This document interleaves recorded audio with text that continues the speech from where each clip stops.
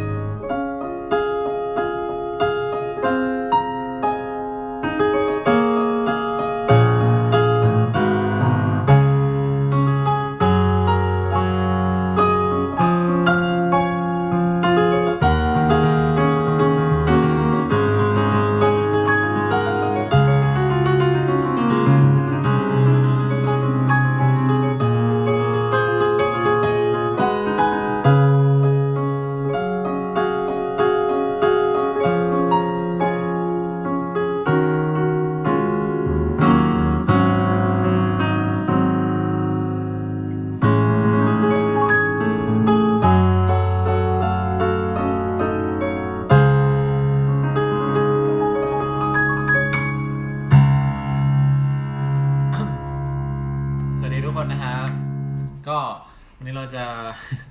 อยู่ในไลฟ์ที่ชื่อว่าไลฟ์ติดไซเรนนะครับเป็นไลฟ์ที่หลายคนอาจจะคิดถึงผมก็เลยโผล่มาหานะครับได้เหรอไม่มีใครคิดถึงนะครับ จริงๆแล้ววันนี้เราจะต้องอยู่กันที่อุตรดิตถ์นะครับแต่ว่าก็ต้องขอโทษชาวอุตรดิตถ์แล้วก็เมื่อวานนี้ที่ใครนะชาวพิษณุโลกนะครับที่วงมีนไม่ได้ไปทำการแสดงนะครับพอดีว่าเป็นเหตุสุดวิสัยจริงๆนะครับที่พี่เต้ของเรานะครับป่วยนะครับก็เดี๋ยวเราจะรีบไปใหม่นะครับเหมือนว่าจะลงไว้ในเดือนหน้านะครับเดือนถัดไปนะครับตุลาคมนะครับไม่ใช่เดือนหน้าสิเดือนตุลาคมก็เดี๋ยวเจอกันนะครับที่พิษณุโลกแล้วก็อุตรดิตถ์อีกครั้งหนึ่งนะครับผม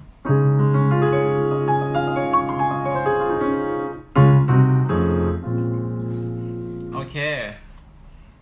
ก็วันนี้คนดูเยอะเลยนะครับใครมาแล้วก็ฝากแชร์ไลฟ์นี้ด้วยนะครับเดี๋ยวผมแชร์ก่อนนะครับลงเทปแป๊บนึงนะครับมีใครอยากฟังเพลงอะไรบ้างพิมพ์ไว้ได้นะครับเดี๋ยวจะลองดูให้เด้อ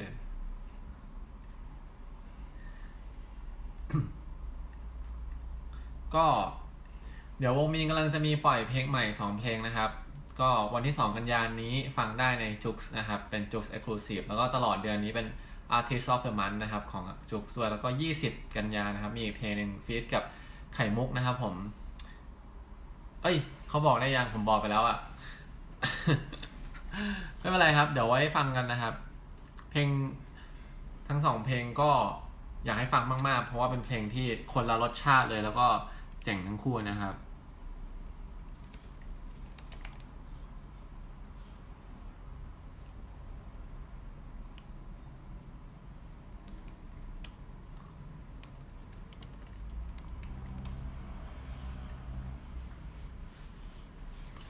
โอเคหมายความว่าอะไรล่ะครับเธ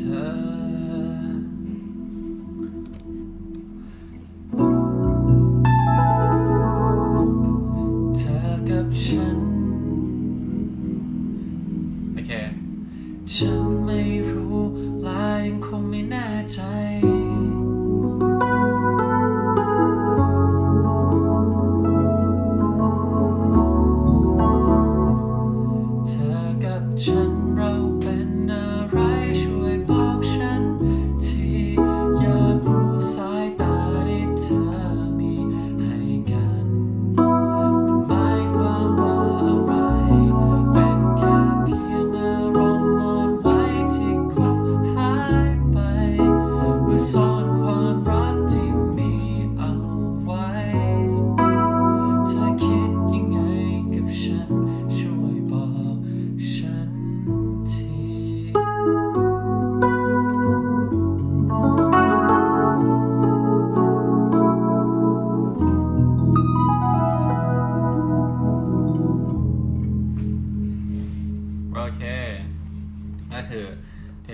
อะไรของเรานะครับ จะเล่นเพลงของธีมในวันนี้ให้ฟังก่อนดีกว่า ก็คือเพลงรักติดไซเรนนะครับไม่ได้อยากทำแต่แค่อยากรู้ว่าเธอยังรักฉันไหมอยู่ใกล้แค่นี้แต่เหมือนเธอนั้นห่างไกลแสนไกล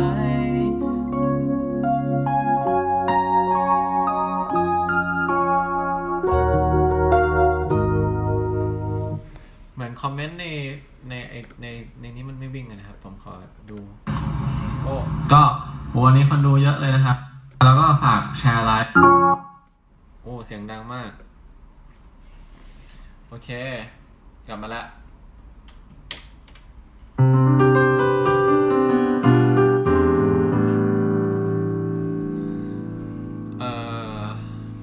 ต้องดูคอมเมนต์ไหนๆนะ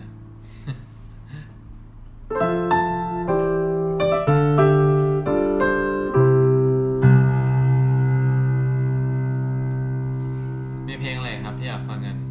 Canon Rock เหรอครับ มันเล่นไม่ร็อกแล้วกันนะครับ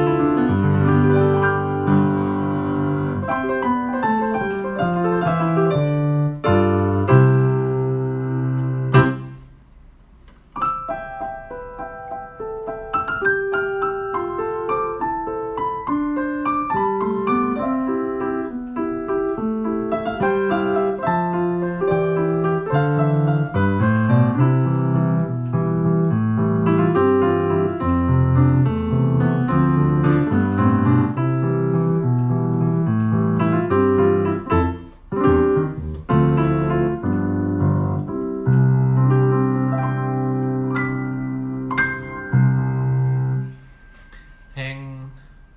ภาวนาเหรอครับพร้อมต้องคีย์อะไรวะพร้อมเดินจากไปพร้อมลาเตรียมใจเอาไว้ก่อนลา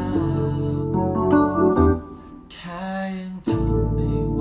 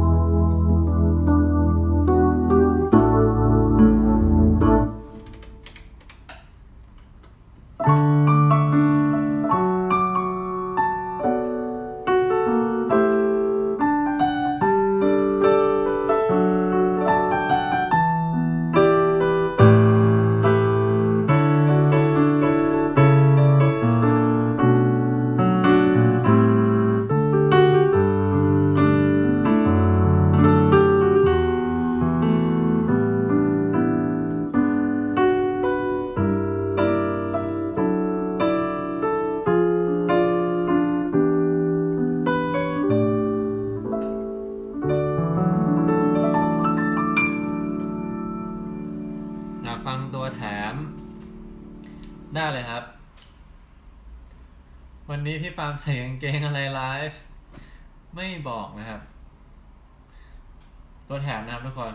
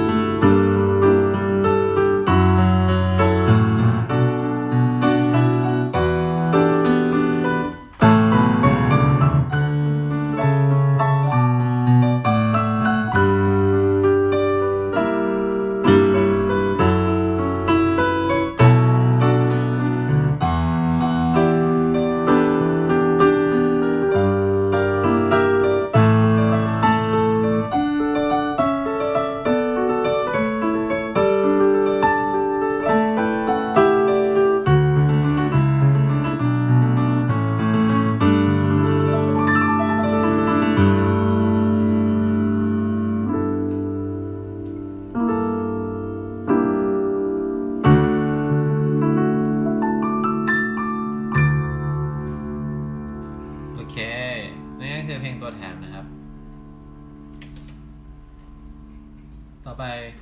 เป็นพอเถอะไหมครับ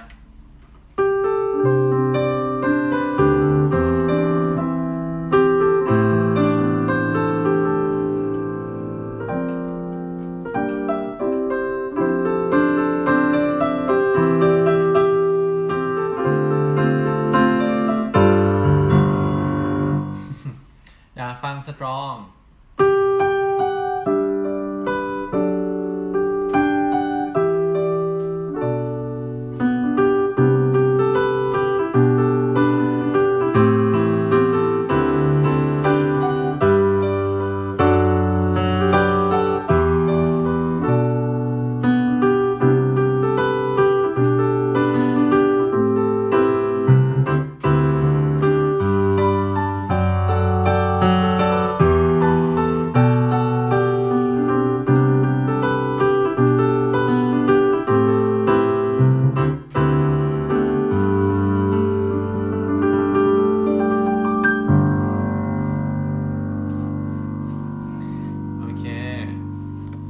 คิดลึกเหรอครับโอ้คนฟัง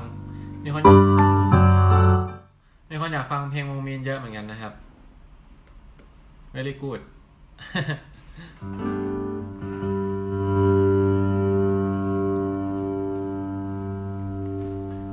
คืนนี้ขอหอมนะครับปกติเป็นพี่เต้ร้องใช่ไหมแล้วใครเลยจะรู้คืนนี้เราได้อยู่ด้วยกัน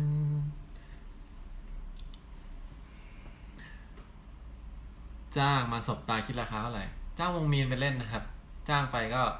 สบตาได้นะครับ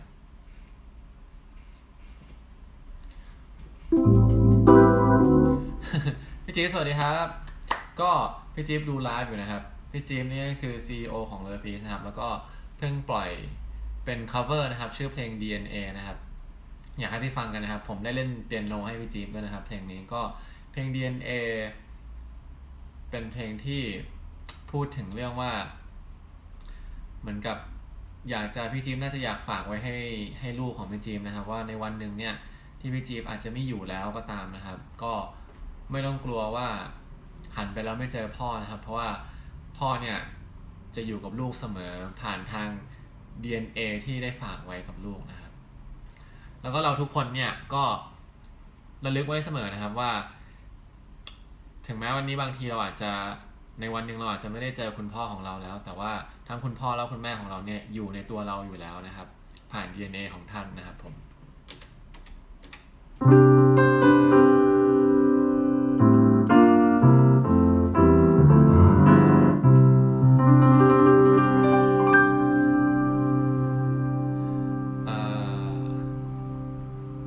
ผู้ชมที่ดีแหละครับ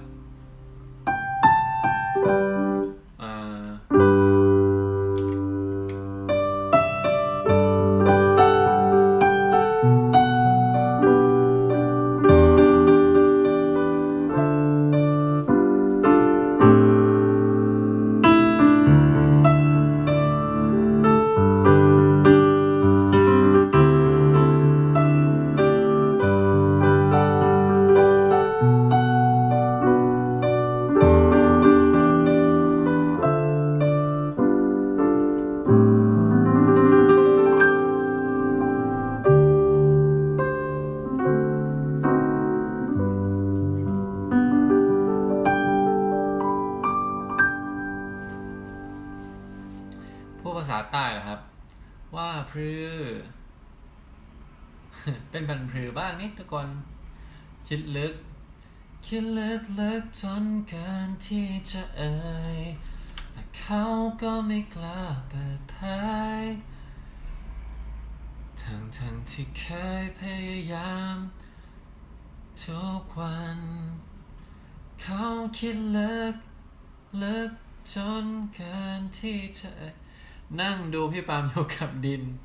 ใช่น้องดินครับรักคุณพ่อมากๆนะครับคุณพ่อรักเรามากนะครับ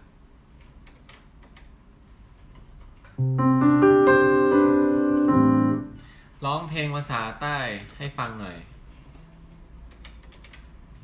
ได้เลยเพลงนี้ไหมครับจะเลิกคุยทั้งอำเภอเพื่อเธอคนเดียวนะรู้ไหม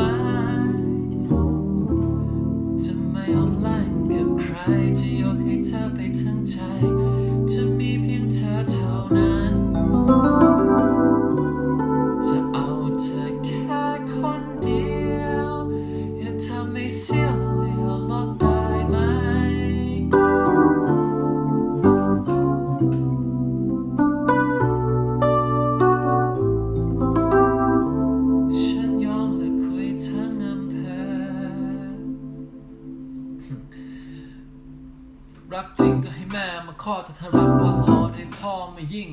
พี่เบายังโสดยังซิงอาจจะดูนิ่งๆแต่จริงผมไม่ยอมเพื่อแพทเจนแพทไลน์โอเคพูดภาษาอีสานแล้วครับเป็นจังไดแล้วนอกความหักอย่างวะ ถ้าพี่ปาล์มผ่านมาอ่านคอมเมนต์นี่หนูจะวิ่งรอบลานโดมที่โรงเรียน2 รอบไปเลยอ้าวได้วิ่งแล้วหนู วิ่งจ้าวิ่งความสุขของเธอ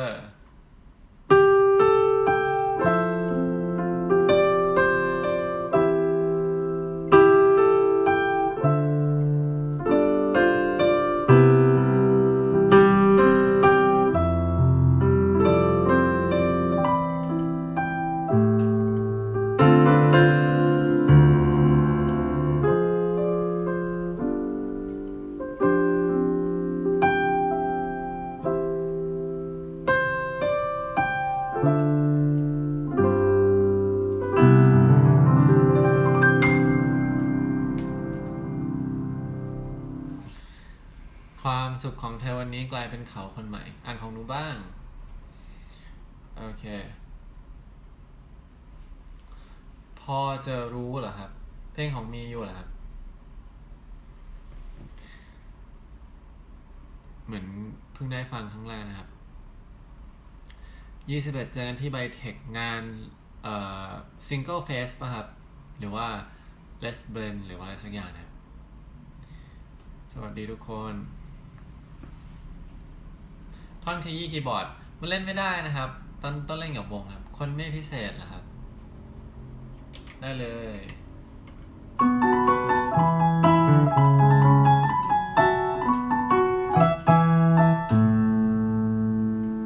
มีคนคนหนึ่งที่ไม่ได้ดีพร้อมทุกอย่างและยังเป็นคนไม่ค่อยน่าสนใจเขาไม่ได้ทำอะไรที่ดูมีความหมายเป็นแค่คนหนึ่งคนหน้าตาก็ธรรมดาค่อนข้างไม่พิเศษไม่ได้สวยงามอย่างคนไหนและยังเป็นคนที่ไม่เคยมีความมั่นใจไม่สักอย่างแต่ที่คนนี้เขามีคือความรักที่ยิ่งใหญ่ถ้าหากว่าเขามอบให้กับใครเขาให้ตลอดกาลคำถามก็คือเธออยากชอบคนไม่พิเศษไม่เคยสวยงามอย่างผมไหมและยังเป็นคนที่ไม่เคยมีความมั่นใจแต่ขอรักเธออยู่ตรงนี้ถ้ามีคนหนึ่งที่ดูไม่ค่อยน่าสนใจแต่ขอรักเธอจะยอมไหม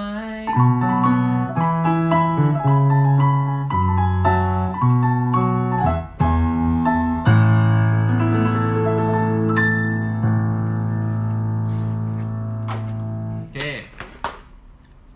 เราไลฟ์มาเวอร์ชันเราไลฟ์มานานแค่ไหนแล้วนะ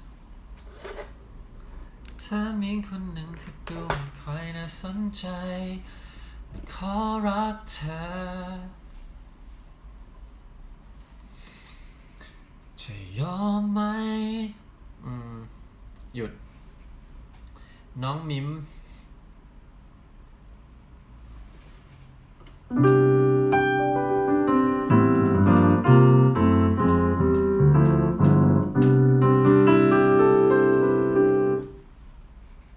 เพียงเธอของมีอยู่โอเบเบ้โอเบเบ้อะไรอ่ะ ขอเพลงพอเถอะ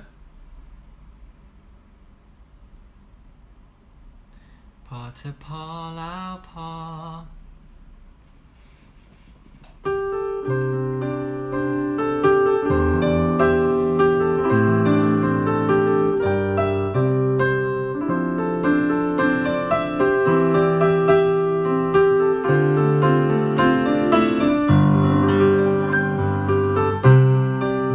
พ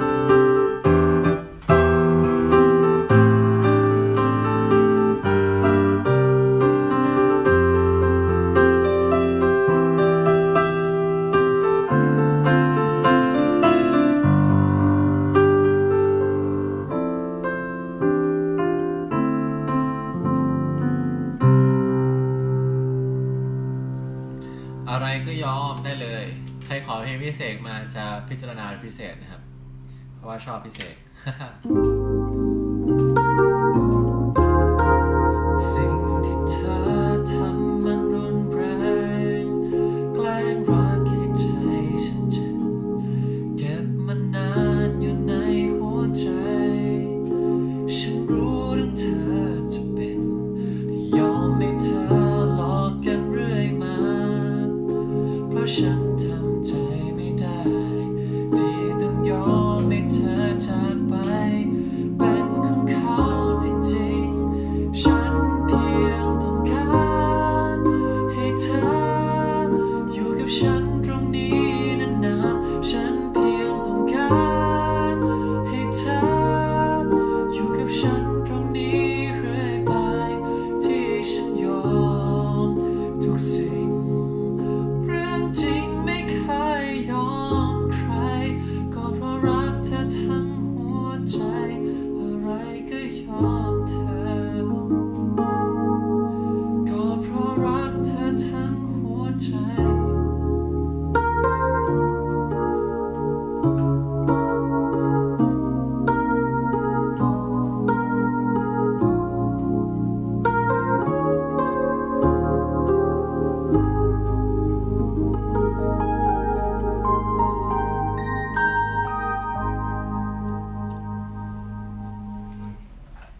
ไลฟ์บรรเลงเปียโนเหรอครับ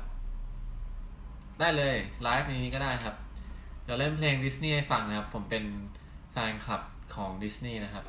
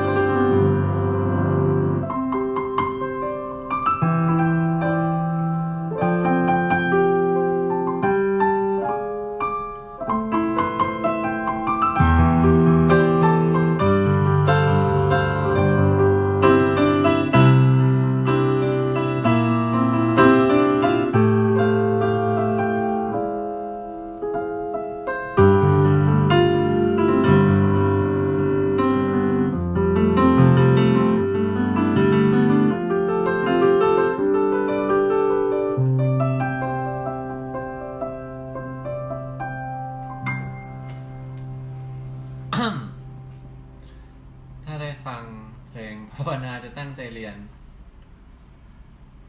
reflection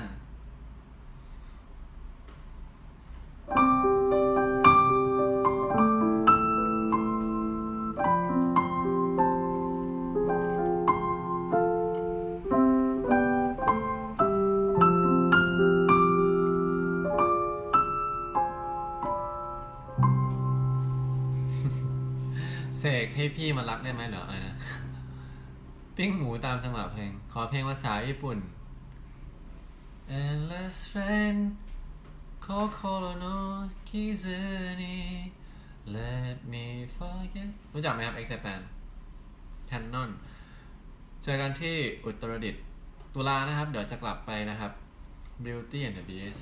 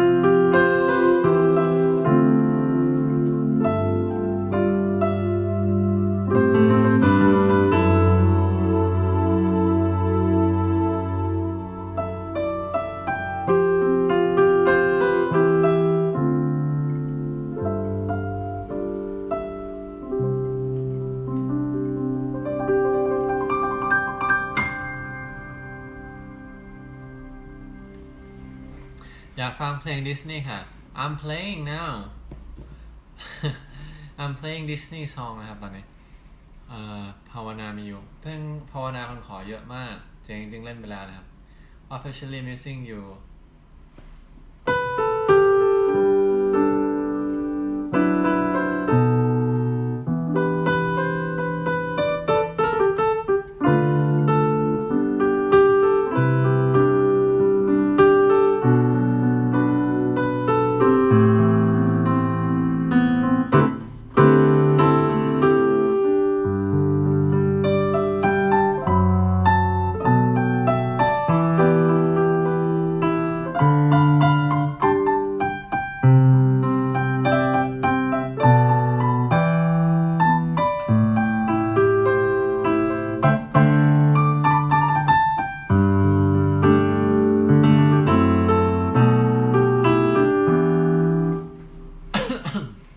ประมาณนั้นนะครับ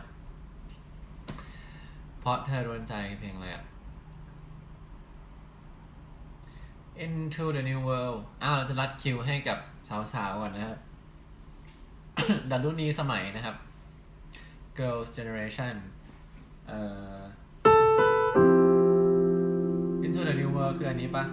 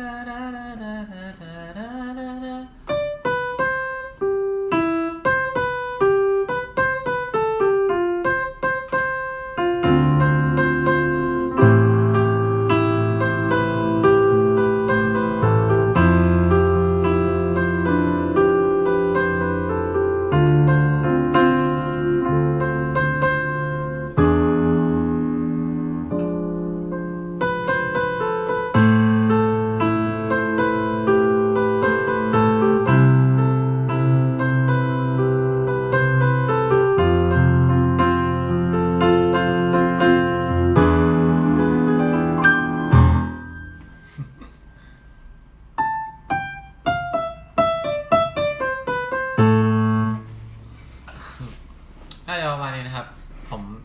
จำเอาครับไม่ได้ฟังบ่อยเพลงนี้แต่ว่าคุ้นๆอยู่นะครับชอนเมนเดสใช่ปะเดวันเล่นแล้วยิ้มหวานด้วย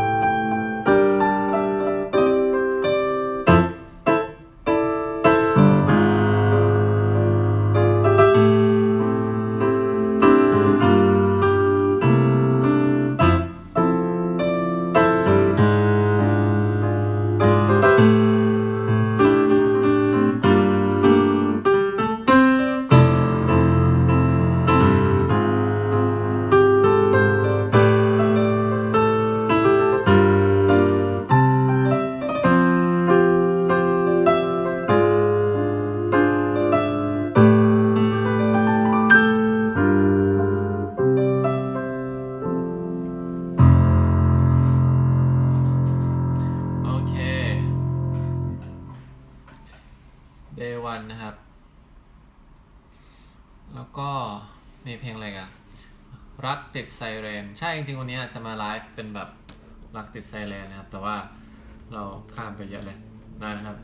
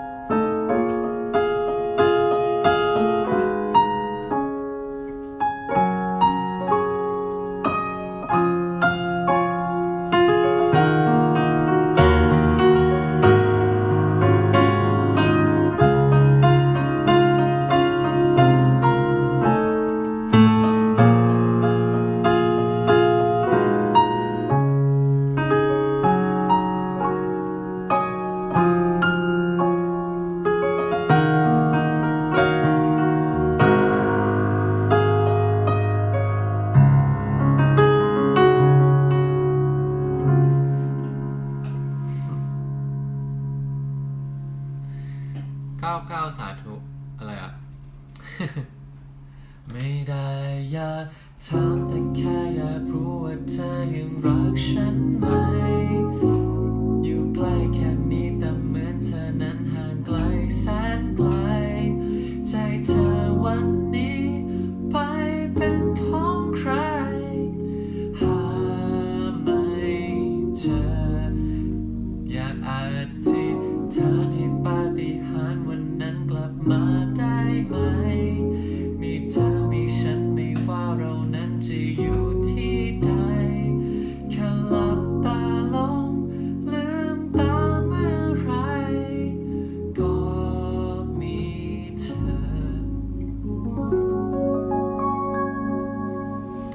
ช่วยดูแลกัน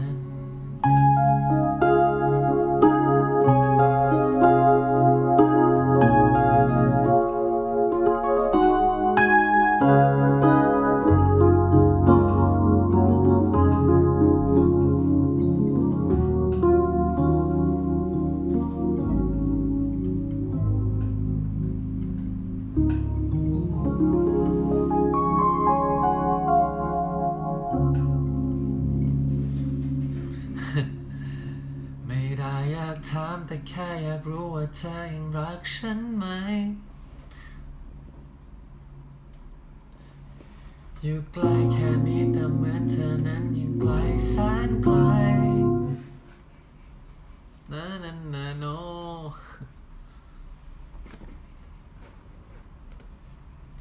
perfect ถ้าฉันเป็นเขานะครับตอนนี้กี่โมงแล้วครับเดี๋ยวผมจะไปไลฟ์ในใน IG อีกครั้งหนึ่งนะครับสั้นๆนะครับก็ทุกคนตามมาได้นะครับที่ IG ปาล์มวีนะครับผม PALMPAWEE ส่วนเดี๋ยวใน Facebook ก็เซฟเก็บไว้ให้ดูนะครับโอเคบ๊ายบายขอบคุณมากทุกคนที่มาอยู่ด้วยกันวันนี้นะครับมาอยู่กันเยอะมากเลยเจอกันใน IG จ้า See you there guys